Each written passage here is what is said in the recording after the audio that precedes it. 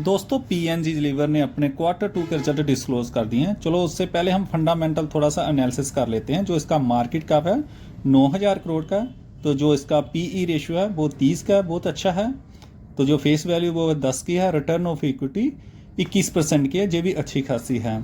तो जो कंपनी ने जो सेल की थी वो भी देख लेते हैं। जो 2020 में इसकी सेल थी लगभग 2,450 करोड़ की थी, वो 2024 में बढ़कर हुई है 6,000 के करोड़।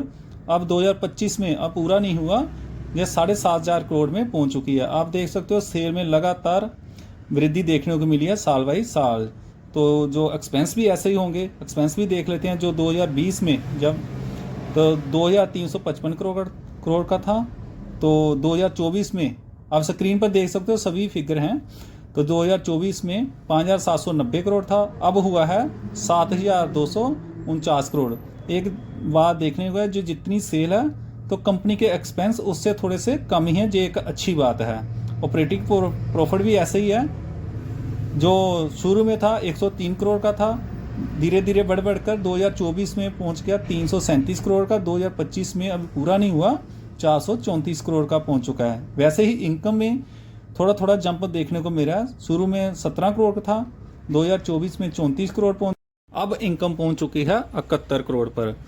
तो नेट प्रॉफिट पर भी देख लेते हैं क्या इफेक्ट पड़ा है। तो जो नेट प्रॉफिट है वो भी धीरे धीरे करके बढ़ चुका है, तो अब पहुंच चुका है 218 करोड़ का। आगे देख लेते हैं लाइबिलिटी भी इस कंपनी की बढ़ती जा रही है। शुरू में लगभग 1,200 करोड़ की थी, अब पहुंच चुकी है 4,341 करोड़ पर। तो इसकी जो सेल ग्रोथ है 5 साल में लगभग 25% की ग्रोथ दी है।